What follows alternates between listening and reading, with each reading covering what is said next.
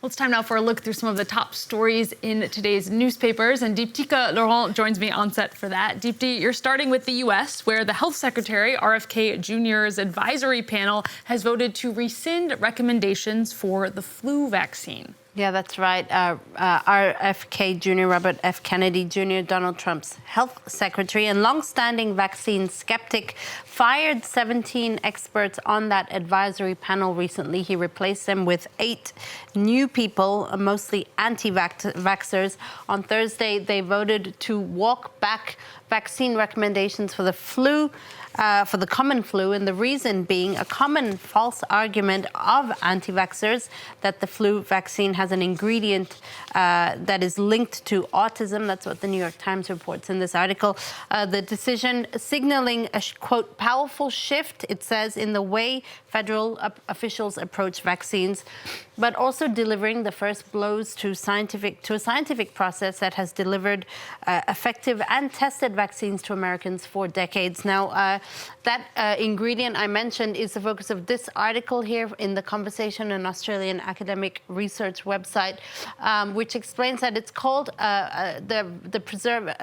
it's actually a preservative, and it's called thimerosal. It's a mercury-based preservative used in some drug products because it prevents contamination by killing microbes. But the website says it's important to note that it's hardly ever used in flu vaccines today.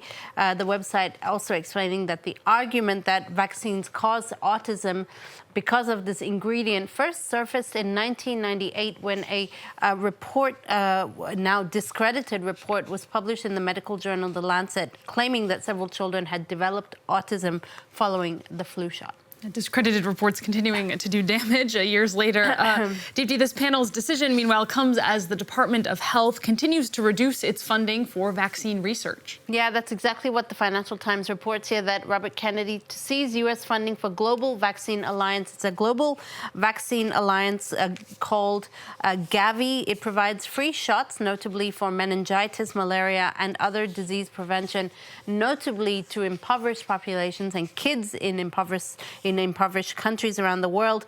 RFK Jr. is saying that the alliance has ignored science and failed to justify what it's doing with the billions of dollars that the U.S. has poured into it over the past years. Important to note that the U.S. is the alliance's top donor.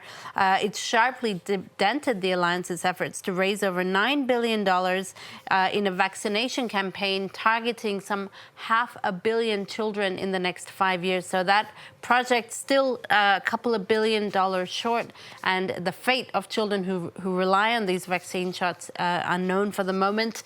The Washington Post sort of talking about this on the back of that, though. The editorial board today looking at this woman you see here. Her name is Susan Monares, and she is the current interim acting director of the Center for Disease Control and Prevention. Now she's on track, possibly, to hold this position permanently. If she is nominated to this position, she'd be the first non-doctor, because she's a scientist, a respected one, but not a doctor, to hold this position. Now, she had a confirmation hearing this week, and particularly in that hearing with U.S. senators who were rather alarmed by Donald Trump's pick for CDC director.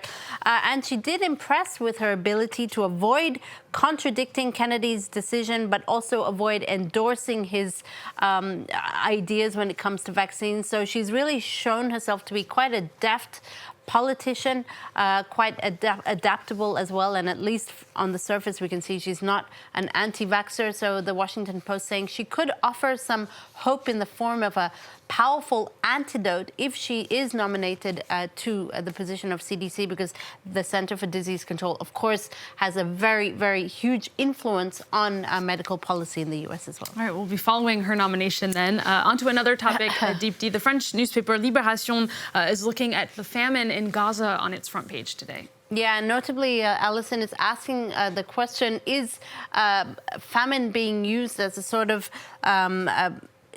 instrument of war or weapon of war? It's investigating the distribution of humanitarian aid that's really turned to chaos recently. And inside its pages, Libération looking at the system of aid built around the Gaza Humanitarian Foundation, an American NGO, and the only one allowed to distribute aid. Traditional NGOs refuse to work with the GHF, telling Libération that they believe it has militarized humanitarian aid and facilitated the chaos that has seen some 500 people killed since those aid distribution points were set up. Libération also accusing the Israeli army of setting up aid mainly in the south of Gaza, cutting the rest of the population off to aid, a sort of ethnic cleansing, Libération says. All right, moving on to a very contrasting topic now, Deepti, the controversial nuptials of Amazon founder Jeff Bezos. They're underway in Venice this weekend, going to get married this Friday. Absolutely, and it feels like we've been talking about this wedding forever, Alison. It's on the front of Il Giorno, an Italian daily here. These very controversial wedding celebrations, drawing support from Venetian business owners who've been very happy to cater to the hordes of rappers, celebrities, influencers, and tech billionaires who are already in Italy for this wedding. Nonetheless, as you see here, it sparked protests from locals and activists who are fed up with what they see as added strain on a city already, or in a region already suffering from over-tourism. Now, the New York Times also looking at this today in this article, also noting that many wondered why Jeff Bezos didn't just have this wedding in LA or somewhere else. But the Times says Veneto is actually the perfect fit. San Giorgio, where he's getting married, is a place where emperors once met with popes. It's a place of opulence and ostentation, and it seems fitting that it would host the wedding of the boss of Amazon. Protesters, though, say it's not just about the wedding, it's what it represents, the Americanization of an inherently European city, and also a tech billionaire who's really cozied up to Donald Trump in recent times. Yeah, his daughter Ivanka even on the guest list. Exactly, I believe she's already arrived in Venice. Deepti, thank you so much for that. We're going to have to leave it there.